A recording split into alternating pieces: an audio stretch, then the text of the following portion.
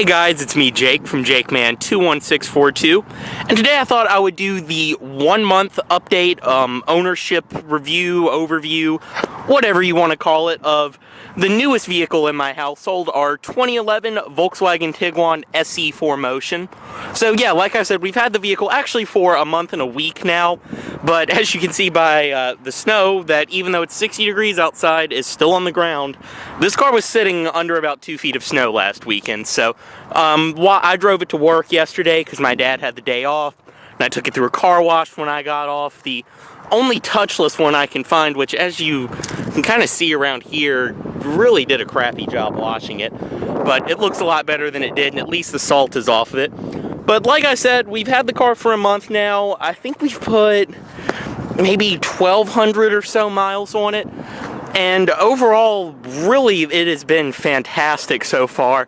It has been back to the dealership twice, but not the car's fault, honestly. First time it went back was to get the paint protection, which we got on it, which, you know, was nothing wrong with it. And while that was happening, we have an identical Tiguan at work that was purchased at auction. And while the car was there getting the paint protection done, one of the service technicians thought that this was the car in our inventory and took it into the shop and started treating it like it was a lot vehicle. So as you can see, when we bought it, it had a November state inspection, and now it has a 1/17 state inspection, which is also not on straight and bothers me so much, but my dad doesn't care. But it now has that, and it got a fresh oil change, which after that it started leaking oil because the drain plug was not on properly and the oil filter was not seated properly, so it had to go back again and get another oil change. But like I said, not the vehicle's fault. We haven't had any problems other than that. And I'm not mad over that happening because shit happens. It was an honest mistake on the technician's part.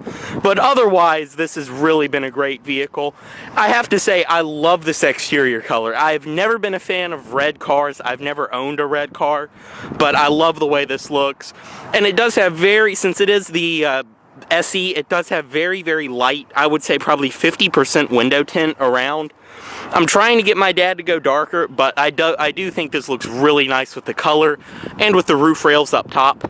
Otherwise, everything in the exterior is really the same as it has been. My dad hasn't even put any stickers on it yet because he thinks it's so pretty he doesn't want to change anything. So we'll go ahead and step inside, give you guys a mileage check, and as you can see, I've got my key right here. And I do have to say, this key has pretty much stayed on my keys because I have been driving this a lot, especially while I was on winter break, and I have really been enjoying this vehicle. But stepping inside, as I mentioned before, it does have the sandstone leatherette interior, and it's kind of in daily driver form right now, so excuse how somewhat messy it is. I didn't even bother cleaning the floor mats around there because there's still salt on the ground right now. It's just going to get dirty again. Inside, it does have 58,378 miles. I know when it was traded in at our dealership, it had about 56,500 and something, I think. And by the time we bought it, it was right at 57,000 miles after I brought it home and we had been driving it around. So we put some miles on this vehicle so far. Go ahead and start it up. And as you can see, starts up perfect. Go ahead and show you around the inside just a little bit.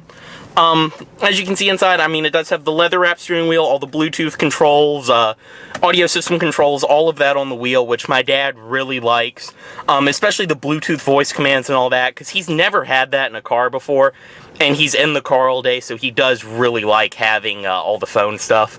On the door, all the materials, everything is very nice. Nothing in here has changed or is really broken, anything like that. I will say, and it's just me not being used to it, for the first little while we owned this car, every time I would go to put a window down, I'd start doing that. I'm just not used to having them up here, but I finally have gotten used to it. I don't think my dad was ever bothered by that. Headlight controls over here, pull for fogs down below. Do have some chain storage right there. Another storage compartment too. You could probably fit some CDs in there or something. And as you can see, this thing does have a nice amount of door storage. There's really just a lot of places to put stuff in this vehicle. You've got over there, down here, right here. console, storage there, storage behind this panel, storage underneath of there, massive glove box. I mean, even up here too, there's a lot of places to put stuff inside of here. Gauges in the middle. When we first got this, I did miss the blue gauges from our Jetta, but these white and red gauges are really pretty. And if you really, really, really do want the blue gauges, just get a 2009 or 2010 model before this was all updated, and it will have them. In the center, a lot of people have commented on the fact that this car does have a lot of vents, but I actually have really come to like this design, because as you can see over here on the passenger side, you can do this, where you can have one like that and aim it up or down, and then you can have another one going in a different direction. Just kind of a nice feature.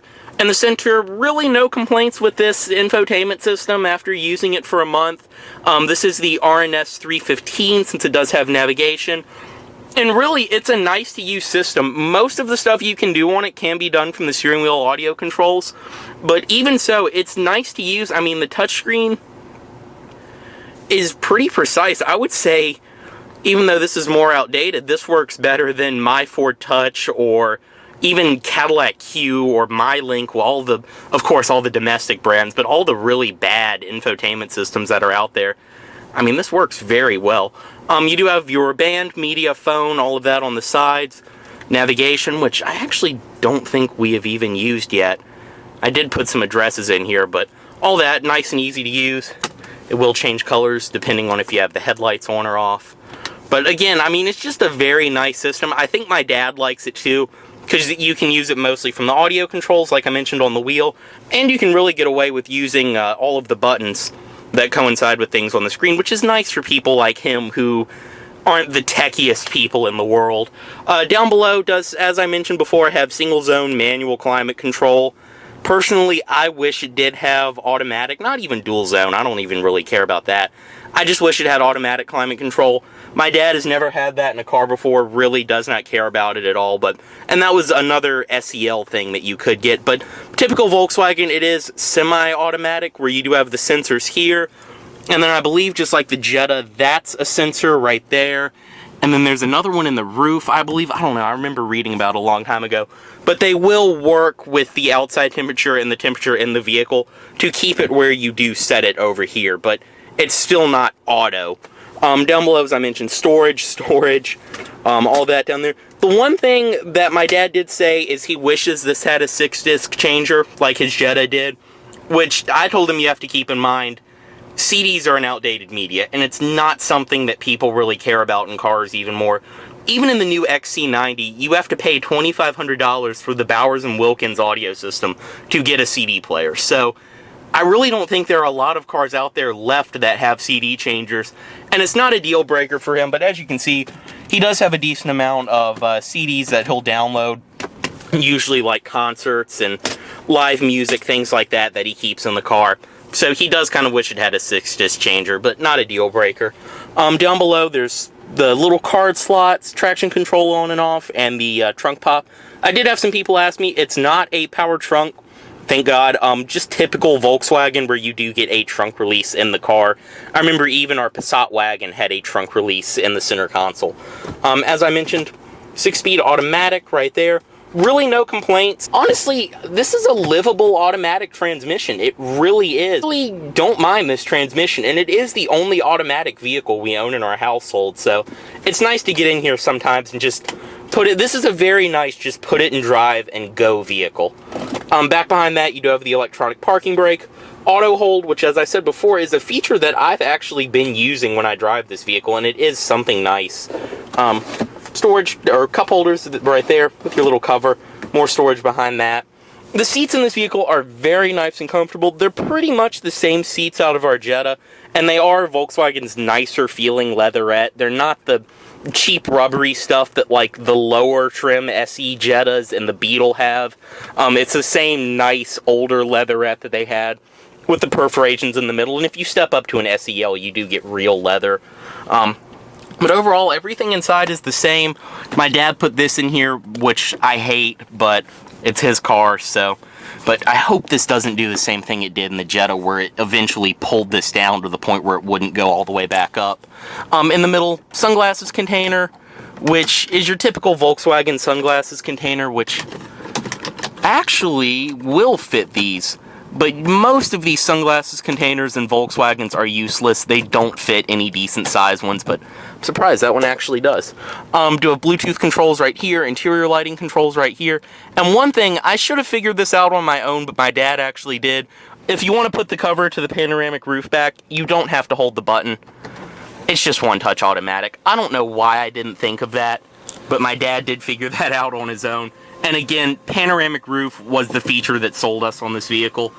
It's so nice, especially days like today where it is 69 degrees outside in January. So, nice to have. And then you can open it like that, and this will pop up. Or if you just bring it back,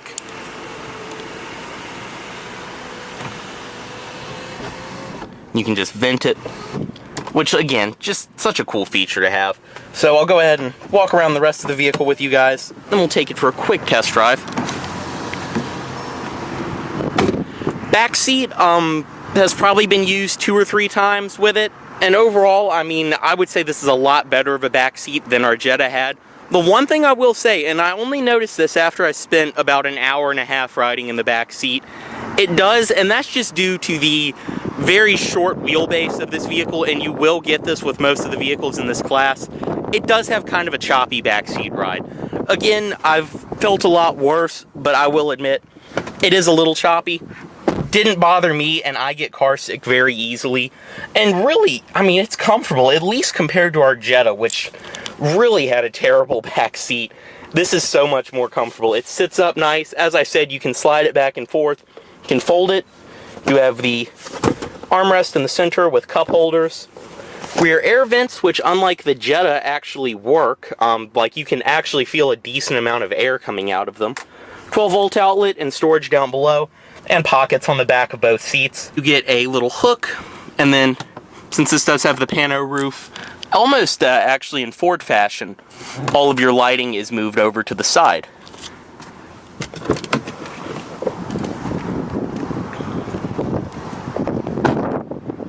And coming around to the trunk, as I mentioned before, the Tiguan does kind of have a small trunk for this class, but if you look at this, you will see that nothing in this trunk has changed since the last video.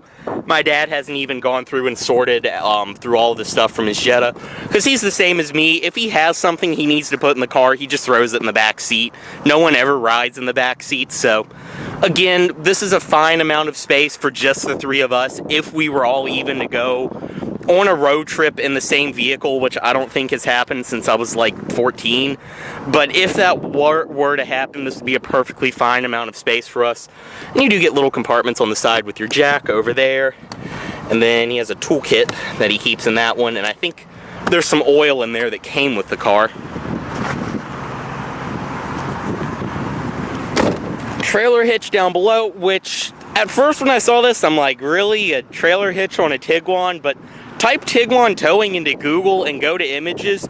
You will see people do not screw around towing with these things. Fuel cap on this side. My dad has been putting premium gas in this vehicle, like you should. And the rear seat, as I mentioned before, does fold. Just like that, and as you can see, the bottom will slide forward. So when this drops, you have a completely flat loading floor. And you can recline it. Just like that.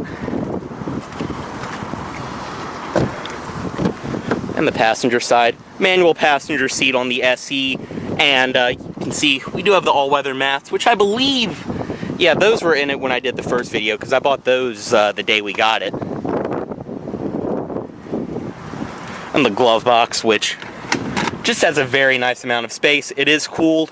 You do have the little pin holder up here, which I think I mentioned before, but my dad said he would have never figured out what that was if I didn't put that there. And you can actually see in the door too, right here. Completely forgot I even left this in here, but this is the receipt for the windshield wipers, because I did replace them about a week or 2 ago before we got the snow. I think the ones that were on this car were honestly the original ones.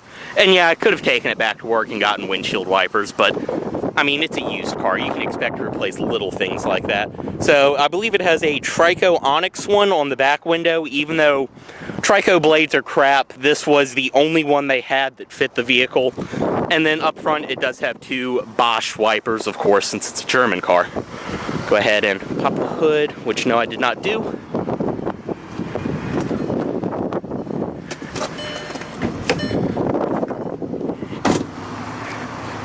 And up underneath the hood, does have the 2-liter turbocharged 4-cylinder, which again, no problems up underneath of here. I know people love to hype this engine and make it sound unreliable, but no problems with us so far. Like I said, we did have the oil leak happen, which was someone else's mistake, not the car's fault. So as you can see, it does have a black oil filter on it now. It had a white one, which could have easily been the wrong size and why it was leaking, but it did get cleaned up underneath of here too when we took it back for that. And so far, really, no problems with the vehicle. So, I know I've done a quick drive video of it and I've got my original tour, so I'm going to go ahead and pop the camera in and I'll take you guys for a very, very quick little test drive of it.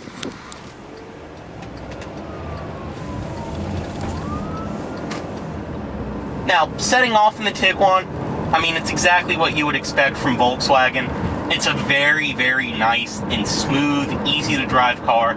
As I said earlier, it's a very nice just get in, put it in drive, and go car. Which I know my dad loves because he's in the car all day for work. I did ask him if he had anything to add to the video, and he said no. He really said that this has been the best car he's ever owned so far, and that really he's so much more comfortable driving it. He said that it took a little bit of getting used to drive, just because he was not used to the size of it, but right now he really has gotten used to it and does like it. But it did make him realize just how uncomfortable he was in the Jetta compared to this. That being said, with the Tiguan, it does have a very, very nice seating position. It just sits up, it's comfortable. The visibility is very nice. I don't know why you would need a backup camera on one of these, which this one is not equipped with, because the visibility is fine. It's very easy to drive. It's a very nice, manageable size too. I would say owning a Mark V Jetta and a Mark V Rabbit in our household, this does not feel any larger to drive than either of those cars did.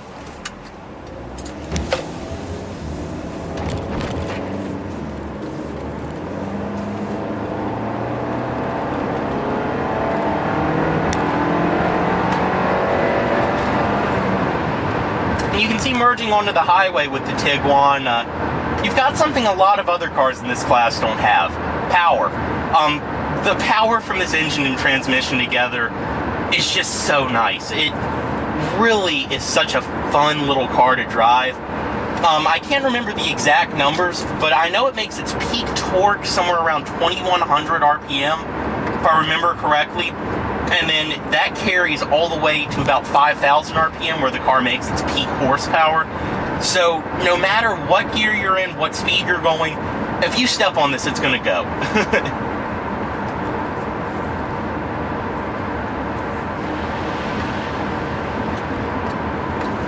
Highway ride too. I have driven this actually while my dad was off of work and I had just gone back from winter break. I did commute to school twice with this. I went through my daily commute, and it really is a nice highway vehicle. I prefer my Accord more just because it's my car and I like having a sedan, but this is a very, very nice highway cruiser. And like I said before, the power is just there. It's typical German too, where it's not some epic thing. You just put your foot down and it's gonna go.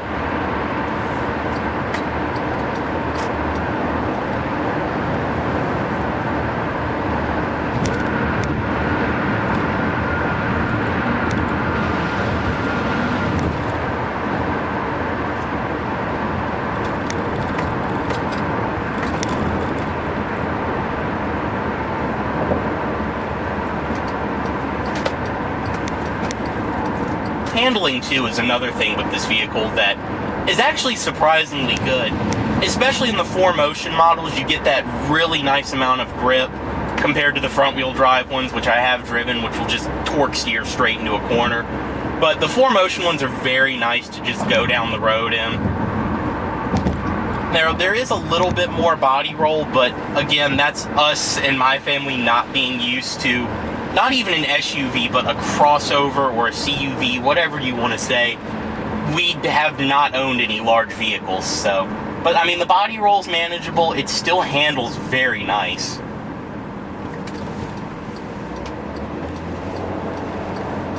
And again, like I said, that power just, it's the same thing as my mom's Rabbit. If you need to get somewhere, boom, you're there.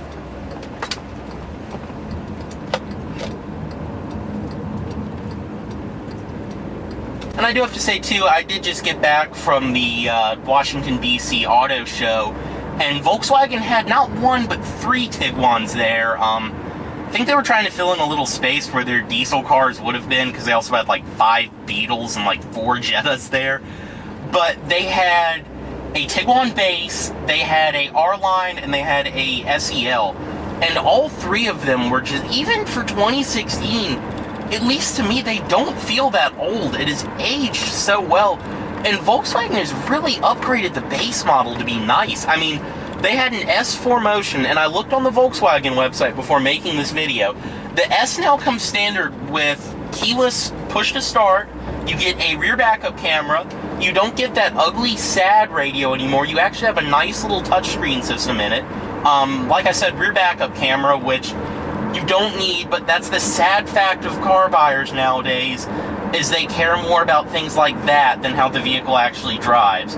But you do get like you get leatherette interior, alloy wheels. I mean, I believe it even had a leather-wrapped steering wheel and steering wheel audio controls, which I believe it starts around $26,000. That's a pretty appealing vehicle in the class, despite the fact that it's dated. I mean, if you're comparing that to a CR-V LX, one of the really gross base model RAV4s that you don't even see on the road, or like the super nasty Escapes that have hubcaps that no one buys, if you compare it to those, it's actually a very nice vehicle.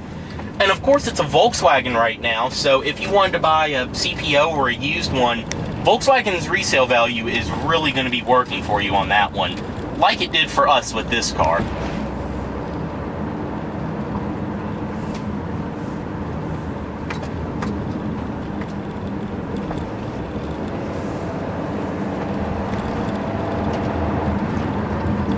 We did also get a chance to actually test the 4Motion all-wheel drive of this vehicle in the snow last weekend, and even with these tires, which are all seasons, and I would say probably have about 50-60% of their tread left, it was great. This thing was a tank in the snow. Did have to take off in second, pop it into manual mode and take off in second a few times on like very, very snowed in, icy roads that had not been plowed.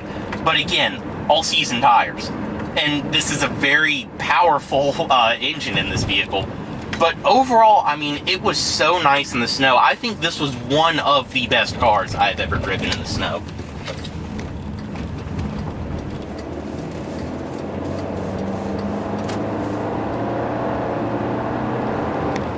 And my dad said the same thing because he went to work in the snow, even after the roads were still pretty bad.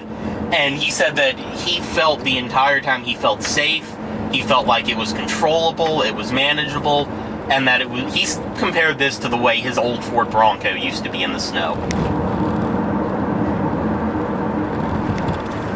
And even too, going around these roads here in Richmond, which are in awful shape and have been made even worse by the snow, this thing is such a nice ride. It's typical. Volkswagen and Honda are both so great at doing this, just having such a nice balance between ride quality and handling.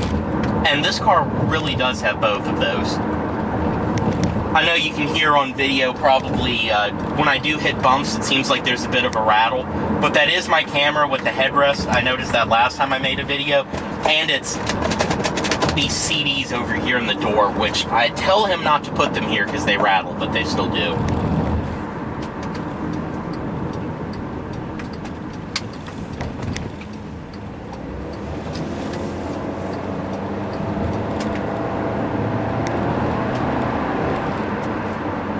I mean, overall, my verdict with the Tiguan is I love this car so far. And I mean, I don't even drive my parents' cars that much anymore because I'm not in high school and I'm honestly don't have the time. But I have really been driving the shit out of this thing, I'm not gonna lie.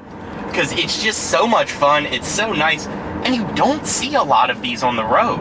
And if you do, at least around here, they're the base model front-wheel drive ones that people lease, because they do, at least the base model ones do lease very well.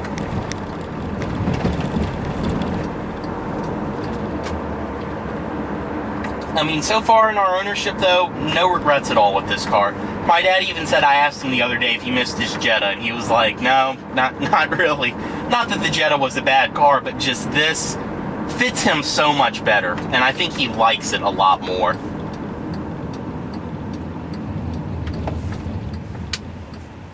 I mean, definitely if you're in the market for a compact SUV, I would recommend the Tiguan. That being said, I know it's not the car for everyone.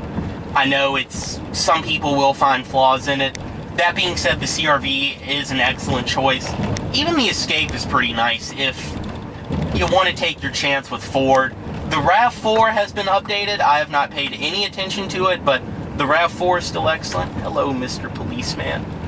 But I really think the Tiguan, even though it's about to be refreshed or dumped or whatever Volkswagen is going to do, I really think this is a solid choice in the class, and I can't fault anyone for buying it. It's a vehicle I really did not pay attention to until we bought it, but I really love this car, and I can't wait to see what it has in store for us, honestly. I think this will be fun once we really get out and start doing some road trips and things like that with it. So as always, guys, any questions, comments, anything like that, drop them down below. Thanks for watching, and subscribe for more.